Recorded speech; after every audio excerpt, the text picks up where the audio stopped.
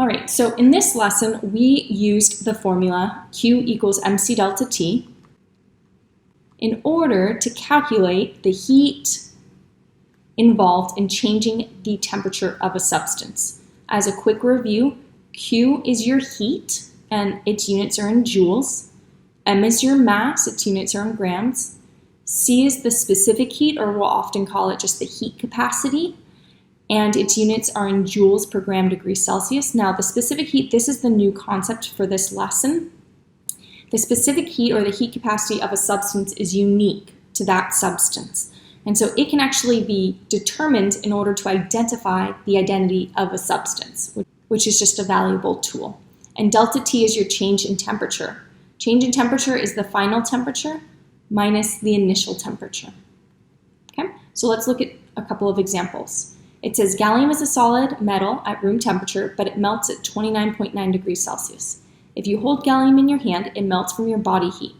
How much heat must 2.5 grams of gallium absorb from your hand to raise its temperature from 25 to 29.9 degrees Celsius? And it tells you the specific heat of gallium. Okay, so let's use our formula.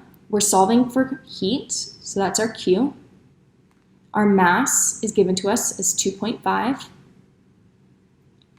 C, our specific heat, is given to us. It's 0.372. Okay, and now I need to determine my change in temperature. Remember, change in temperature is TF minus TI. So my final temperature here, it ends at 29.9. It starts at 25.0, so that's my initial temperature. And so my change in temperature will be 4.9 degrees Celsius. So this is 4.9. Okay. So then I need to take 2.5. I need to multiply it by 0.372, and I need to multiply it by 4.9. And what I get, unrounded, is 4.557. Okay. Now, if you look at all the values here, this has 2 sig figs, 3 sig figs, and 2 sig figs. Keep in mind it's 4.9 because this has 1 decimal place each. So this should have 2 sig figs. 1, 2. So my heat is going to round to just 4.6 joules. Okay, because my units for heat are in joules. All right, for the next problem, it says, given that 242.2 joules of energy is required to heat 81.6 grams of copper from 27.5 degrees Celsius to 35.2 degrees Celsius, find the specific heat of copper. So I'm going to use my formula Q equals mc delta T. Okay. I know my heat is 242.2, so I can plug that in. Okay. I know my mass of my copper is 81.6 degrees Celsius. Okay. I also am solving for my specific heat, so I'm going to plug that in as C. For my change in temperature, remember it's TF minus TI. So my final temperature here is 35.2 degrees Celsius. My initial temperature is 27.5 degrees Celsius. So I'm going to take 35.2 and I'm going to subtract from that 27.5, and I get 7.7 degrees Celsius. Now that has 1 decimal place, which my 2 other temperatures had as well, so I'm good to go there. Okay. Then I'm going to keep my 242 here, 0.2, and I'm going to multiply 81.6 by the 7.7. And what I get is 628.32 times my specific heat. Okay. Now I'm going to divide both sides by my 628.32.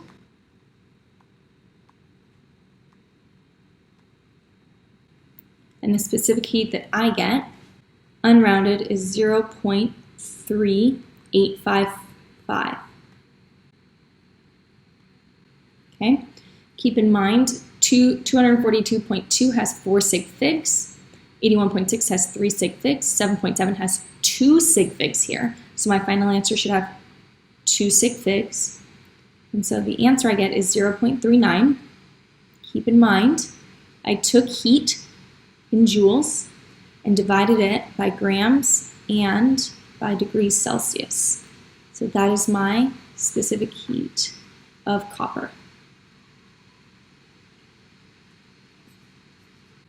Let's look at the last problem. It says, given that the specific heat of copper is 0.385, and if 81.2 joules of heat is lost, I'm focusing on that lost part, from 17.8 grams of copper, by how much will the temperature of the copper decrease? So I'm looking for my change in temperature, Q equals mc delta T. Okay. My heat in this problem, it tells me that 81.2 joules is lost, meaning my heat is going to be a negative value because I'm losing that amount of heat. So negative 81.2. My mass in this problem is 17.8. I know my specific heat. It is 0.385. Okay, and then I'm solving for my change in temperature. Okay, so negative 81.2. I'm going to take 17.8 and multiply it by 0.385. And what I get is 6.853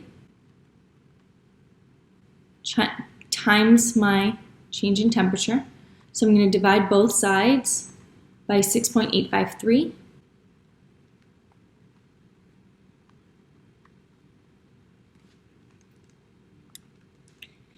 And the change in temperature I get, unrounded, is negative 11.849. Okay, keep in mind, negative 81.2 has 3 sig figs, 17.8 has 3 sig figs, and 0.385 has 3 sig figs. So my value will have 3 sig figs. So my change in temperature is going to be negative 11.8 degrees Celsius. Okay, so what is the question asking for? By how much will the temperature of the copper decrease? It's going to decrease by 11.8 degrees Celsius. And if the initial temperature is 26 degrees Celsius, what is the final temperature? Well, if it starts at 26 and it decreases by 11.8, all I have to do is say 26 plus negative 11.8 or minus 11.8 is perfectly fine as well, is 14.2 degrees Celsius. Keep in mind though, 26 has 0 decimal places, so this is actually just going to round to 14 degrees Celsius. So if it started at 26 and the temperature changed, it decreased by 11.8, then it makes sense that the final temperature will be lower and it will be 14 degrees Celsius.